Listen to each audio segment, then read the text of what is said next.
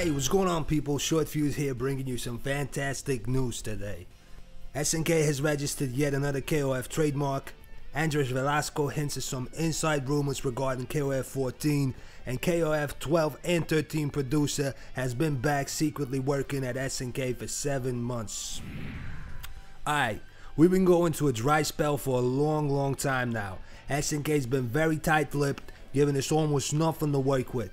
So it's been mostly unfounded rumors and wild speculation, but lately everything seems to be falling into place almost overnight. I think now it's officially the time to start getting excited. Alright, so let's talk about the new trademark, which has been filed under 3 separate classes: video games, online games, and accessories and parts for video game machines. The good news is, the new trademark makes no mention of mobile devices whatsoever. So this might be the real deal. Now this is all independent from the Rhythm of Fighters patent or SNK's other KoF patent, which expires sometimes in 2018. So the patent itself only reads KoF. Unlike the Rhythm of Fighters patent, there's no hints here, although KoF in itself should be hint enough. But the inner workings of trademarks are a complex thing. Sometimes companies want to secure seemingly pointless things, like for example the right to use the abbreviation KoF. The legal system is fickle and pedantic that way. Proper documentation talks, but it's probably the pattern for a new game.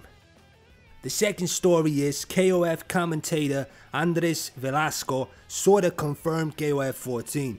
Although he was being very coy, he was dropping subtle hints that he has some inside knowledge that the rest of us don't. He says, and I quote, "I know it's happening." Now that's a pretty bold statement, and since it's coming from a known and respected figure in the video game industry, it should be taken seriously. People don't make such outrageous claims with absolute statements without having some inside knowledge to back them up. And this guy's not just some random schmuck on the internet with a YouTube channel like me. He's got a platform, reach, and his words have a certain gravitas. So KoF14 confirmed, it better be, or people are gonna show up at this guy's house with pitchforks and torches. Now again, according to Velasco, it's not a question of if as much as a question of when. But to me personally, the when doesn't really matter as long as we know it's in the works. But still, let's not forget that this is the 20th anniversary, so there's a strong possibility that we'll be seeing a full-fledged KoF title this year. The stage is set, all the pawns are in place, it's all perfectly aligned.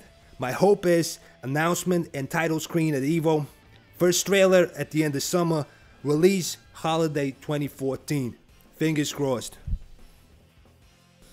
And last but not least, Masaaki Kukino, KoF12 and 13 producer, who left SNK shortly after the arcade release of 13, has been secretly working with SNK again since November 2013.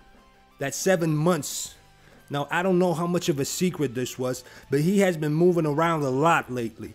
First leaving SNK, then going to work for a Chinese game developer studio, and finally going into business for himself as a freelance developer, before coming back home to SNK. So let's just say that he has been back, but kinda on the down low. So having the producer of the past 2 KoF titles back on the team is definitely something that's gonna get a lot of people's hopes up, and for good reason. This is a very good sign. Producer's back, new trademarks are being filed, and rumors are starting to come out. Okay, that's all I got for you so far. These are exciting times, so I'll make sure to keep you up to date as soon as more news emerge. Hopefully sooner rather than later. All the links to the articles from this episode are in the description, as well as a link to a very interesting, insightful, and kinda obscure interview with Kukino. You should check it out. As always, thanks for watching. I'll see you next time.